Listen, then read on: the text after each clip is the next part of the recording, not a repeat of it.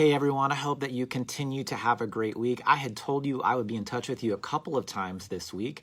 The reason for that is we want to do our best to be communicating with you from the leadership of the church on what to expect in a variety of ways. There's a lot going on in our world, our church, our culture, and so again, just trying to keep the lines of communication open. Today I'm coming before you because many of you know, probably maybe all of you know, that tomorrow our county goes from the yellow phase or zone to the green phase and the green zone.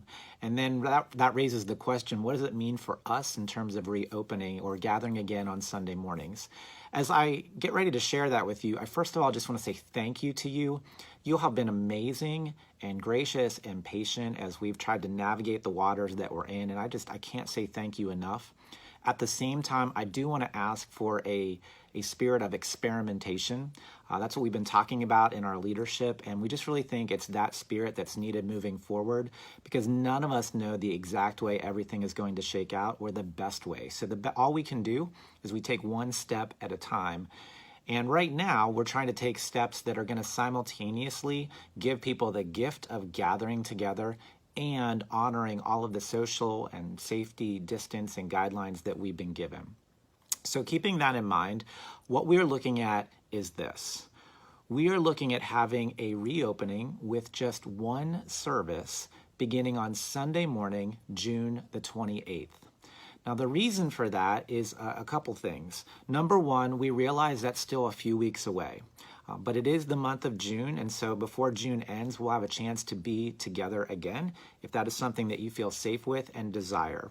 The reason that we need a couple weeks to get ready for that time is we, especially our staff, need to have the proper time to have all of the safety precautions and procedures in place that will allow us to gather physically on Sunday mornings. We've already sent out a survey, and some of you have already filled that out. Thank you for that. If you've not yet filled out the survey, it is super quick and super easy. If you could fill that out, that'll give us continued clarity on our next steps as staff and leadership at the church. If you take a few moments, we'd be grateful. We want to know how you're feeling and what you're thinking. But again, we're going to open with one service on Sunday morning, June the 28th at 10 a.m. And we're doing that, again, in a spirit of experimentation. And part of what will help us is to hear from you. We will need to know how many we are expecting to come that Sunday morning. We think that one service will work for us. But if we discover that we're going to have a whole lot more people than we anticipated, we'll need to have an overflow space.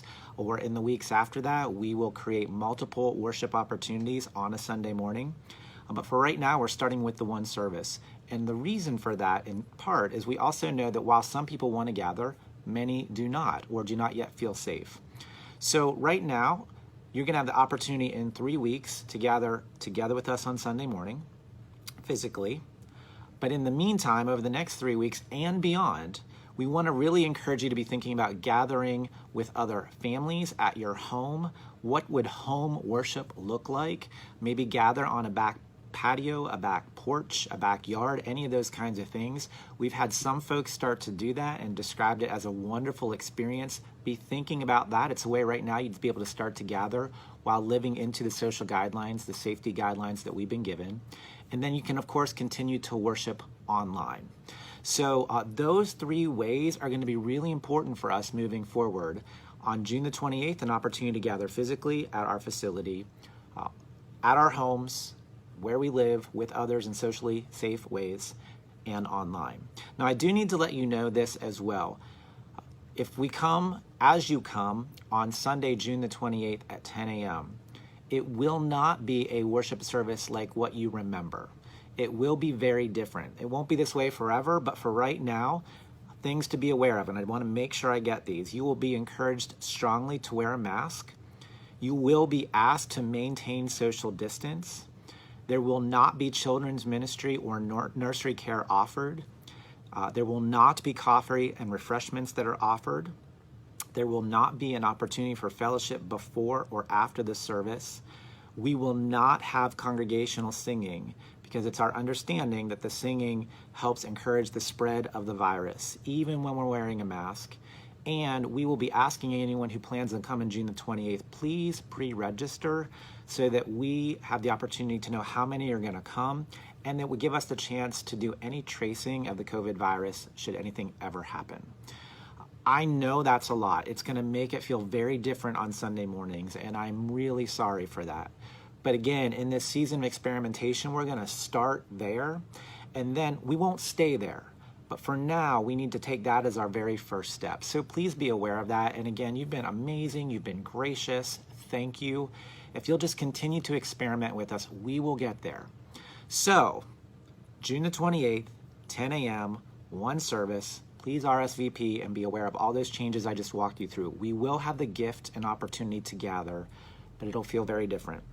In the meantime, seek to worship at your homes, invite others in, utilize the outdoors, and then thirdly, be worshiping online. In all of those ways, we can continue to worship and live into our vision of transformation in Jesus Christ. As you have questions, let us know. We're going to get a lot more information out to you. Be checking the updates page on our website, and lots of ways we'll be communicating with you. So I hope that's helpful. Thank you so much for your prayers as we continue to navigate this all together. Blessings to you all. You are in my prayers. Thank you so much. Take care.